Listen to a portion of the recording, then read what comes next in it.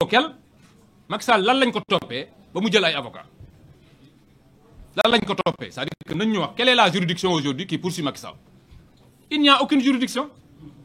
Donc loolu yëpp c'est une stratégie dafay manipuler les gens. Macky Sall c'est un manipulateur né. D'ailleurs tur bi sax ça fait référence à une certaine forme de maquillage de la vie. Donc moom ci maquillage la ne ci lu ne njuuj njaaj. Alors on ne t'a pas poursuivi nga dem woo ay avocat. Il va appeler maître Pierre-Olivier Sur. Bon, je ne sais pas si c'est le El Hadj Diouf français. Mais en tout cas, on l'a bien écouté, maître Sur. On l'a bien écouté. Vous savez, gis nga tubaab yi ñoom ba léegi dañoo jàpp ni nit ñu ñuul ni ñoom ñoo ñu gën a muus daal.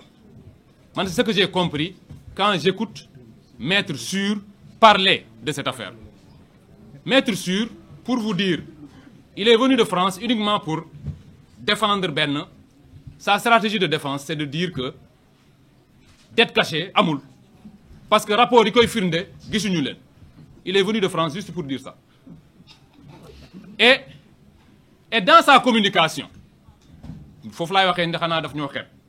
Je pense qu'il doit, je vais le dire en français, Maître Sur, aujourd'hui au Sénégal, nous comprenons mieux votre langue que vous et nous comprenons mieux le droit que vous. La période coloniale où il y avait quelques Sénégalais qui avaient fait droit est dépassée. Aujourd'hui, on peut vous concurrencer avec des Sénégalais parlent mieux votre langue que vous-même. Et en droit, nous avons des références quand même au niveau du Sénégal. Alors, l'une des contradictions de Maître Sur, c'est mu ni moom gisul rapport yi. Il a parlé du rapport de l'IGF, il a parlé du rapport de la Cour des comptes et il a enfin parlé du rapport du cabinet Mazars. Mais là où il nous prend, pour parler un peu comme les enfants, il nous prend pour des oiseaux, c'est de dire que moom ci biir waxam mu wax ba ni il semble que des gens ont refusé de signer. Moom kay kon kay gis na rapport bi. Comment est-il capable, lui, de savoir qu'il y a eu des gens qui ont refusé de signer? Li ñu bañ a signer noonu mooy rapport bi. Et c'est ça qu'il dit qu'il n'a pas. Il parle à qui? C'est pas parce qu'il prend l'avion qu'il vient en Afrique qu'il peut tout se permettre. Il parle même de procès stalinien. C'est une grande contradiction. C'est une insulte pour ce peuple. Nous n'avons pas fait de procès. Macky Sall, il n'y a aucune affaire contre lui. C'est à la limite des incidents diplomatiques. C'est-à-dire, yow nga ñëw dans un pays, on n'a pas encore engagé de poursuite.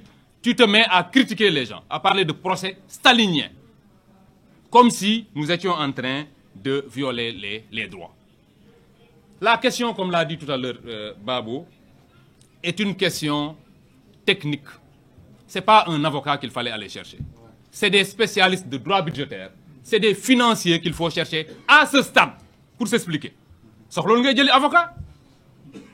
Yow liñ la on n'est pas dans un combat. L'avocat, c'est pour te défendre dans le cadre d'une instance. Et je ne pense pas que Olivier Sur ait des références sérieuses en matière de finances publiques. Pour le moment, on n'en est pas encore là. Donc, aller chercher un avocat pour ça, je ne pense pas qu'on en ait besoin. Et je l'ai dit aujourd'hui, la dette cachée, Macky Sall ak ki ñoñam, à savoir ñoom Aïssata Tall Sall qui le défendent, mënuñoo wax dans ce pays ba nit ñi jàpp ni dette cachée amul. Dama bëgg retourner affaire bi neneen. Une dette mooy lan mooy loo leb. Le gouvernement du Sénégal, attaché à la transparence, dès qu'ils sont arrivés, le président et le premier ministre ont dit nous allons gouverner dans la transparence et la vérité. On va dire la vérité aux Sénégalais. Vous pensez que nous allons aller inventer, parce que la dette cachée, c'est une déclaration pour nous. C'est de dire que il y a 4 850 milliards qui sont quelque part, qui sont une dette. Mais quand on le déclare, ça veut dire qu'on va le payer. Est-ce que ñun dinañ dem bon vraiment ne bon léegi man daal damay xeex Macky au point que naa créé dette cachée de 4 000 milliards ma war koo fay uniquement pour avoir Macky Sall. Macky Sall, nous l'aurons même sans viser. jarul ñuy def benn affaire c'est mooy nit ñi nga xam ne dañuy taxaw sa kanam tu tires sans viser et tu l'atteins soxlawul ñuy dem créer ji 4 milliards de dettes boo xam ne dañ koy fay. Et je vous dis que c'est tellement grave que non seulement en fait une dette correspond toujours à c'est une forme de financement ki nëbb dette bi ça veut dire que donc fi mu ko dugal leerul. C'est extrêmement grave et j'ai entendu tout à l'heure quelqu'un dire ñoom Macky Sall li ñu def ci dëkk bi grave na grave boo xam ne léegi ñun ñoo ngi fay chaque mois disons au titre de l'amortissement et du service de la dette 16 milliards mais 16 milliards yooyu ñu war a fay ñi ko def ngeen yaakaar ni waruñu leen woon a topp bu yàgg. Man wax naa ko depuis l'année dernière Dame j'ai dit que gis nga nit boo jàkkaarloog moom damay jël toujours cette métaphore qui fait appel à la lutte bu ngeen jàkkaarloo lu mu la ragal bu xaaree 1 minute ñëwoo au bout de 5 minutes boo ñëwul mu commencé la ñeme. C'est sûr Macky Sall moom bu ñu songoo dañ koy daan mais nañ ko teel a daan balaa moo guddi ay arbitre dit arrêté match bi ñu naan match nul ak yooyu. Donc ce que je voulais dire c'est que ñoom li nga xam ne jël nañ ko ci dëkk bi li nga xam ne def nañ ko on a dit tout à l'heure ils devaient raser les murs. Non, ils ne rasent pas les murs, on les rase.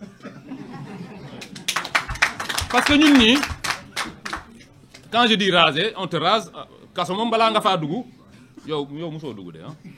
Si d'accord bon balaa nga faa dugg dañ lay wat mais il faut les raser dëkk bi ku def loolu dañ la war a wat nga dem tu vas en répondre loolu noonu la dëkk di doxee. Macky Sall li mu def nii te lii nii lu ndaw la par rapport ak li nga xam ne moom lañ ko war a mën a reprocher yépp mooy li may wax la réponse politique proactive dañu leen a seetaan ba ñoom je vous ai dit il y a quelques semaines commencé nañ jàpp confiance. Tout à fait au départ nous n'entendions pas parler le président de la République l'ancien président de la République et ses acolytes ses suppôts de l'APR mais tey jii wax nañoo wax a wax ba commencé sax wax ni ñoom dañuy porter plainte. Ça veut dire quoi? Ça veut dire que la stratégie pour ñoom c'est il faut juste faire diversion gars yi ñu ngi ñëw ci man mais pour gëmloo ni man defuma dara man naa leen njëkk a song naa leen attaquer. Et c'est en cela que je considère que il faudrait que la reddition des comptes soit complète te ki gën a nekk cible ki nga xam ne moo fi gën a def loo xam ne war nañ koo mën a topp c'est Macky Sall. Macky Sall a mis en place un système global de prévarication, de tricherie. Tout était faux sous Macky Sall. Tout était faux. Li vrai woon li nekkoon dëgg mooy lui il s'appelait Macky Sall et les noms de ses ministres. En dehors de ça loo dugg rek ay naxa nga ca. Parce que la manipulation dans un état waa FMI sax mënuñu koo gëm. Les gens ne savent pas que il était possible pour un État en 2000 pouvoir par des micmacs budgétaires parvenir à cacher, à soustraire une dette de la lisibilité très très fort. Li ñu def kenn mësu koo def moo tax ñu nit ñu war a def loo xam ne kenn mësu koo def mooy tous ceux qui de près ou de loin ont eu quelque chose à voir avec cette dette-là nga xam ne dañoo engagé inutilement le peuple sénégalais violant toutes les règles s'immisçant dans les compétences de l'Assemblée nationale ñooñu dañ leen a war a wër et on doit les sanctionner. Aujourd'hui Macky Sall il anticipe sur ces questions-là xam na ni les vraies questions pour moi li ñu war a toppee Macky Sall ce n'est même pas ça. C'est l'ensemble des personnes qui entre 2021 et 2024 ont subi soit un emprisonnement sans cause, soit une torture sans cause. Parce que ñi ñu fi rey bari nañ et tout cela ça retournera sur Macky Sall. Là que je vais clôturer bu delloo ci Macky Sall ça retournera sur son parti. Le parti APR ne peut pas survivre à ce qui va arriver dans quelque temps. Mënta nekk parce que dans l'histoire du Sénégal jamais aucun parti ne s'est permis cela. Ils se sont permis des choses, ils ont été à la place de l'État organisant une justice parallèle mooy lan fii état rek moo am droit wu rey nit sous certaines conditions ñoom jël nañ ay nervi yu rey nit fii état rek moo am droit jàpp la indi la il y a parmi les pastefiens am na ñoo xam ne du police moo leen jàpp c'est l'APR qui c'est comme si man ma jël la sécurité actuelle d'Ousmane Sonko et je me mets à arrêter des Sénégalais c'est ce que faisait l'APR loolu tax na bu ñu demee nii tout cela ne passera pas ces anticipations ces constructions intellectuelles ces convocations de petits sorciers blancs sans profondeur intellectuelle loolu mënu leen cee génne nous arriverons au moment où tout le monde au niveau de l'APR et c'est pour ça en tout cas que moi je me bats et je considère que c'est pour ça que les Sénégalais nous ont élus nous arriverons à un moment critique où les gens de l'APR répondront et l'APR va mourir de sa belle mort. Je vous remercie.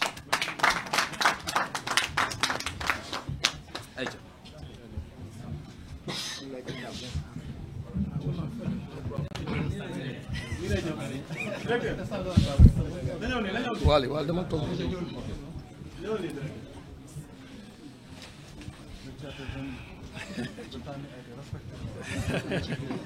Certains l'ont respecté, certains l'ont respecté, mais pas tout le monde.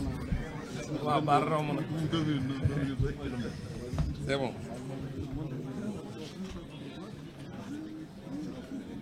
Voilà, merci. asalaamaaleykum mbokk yi xarit yi.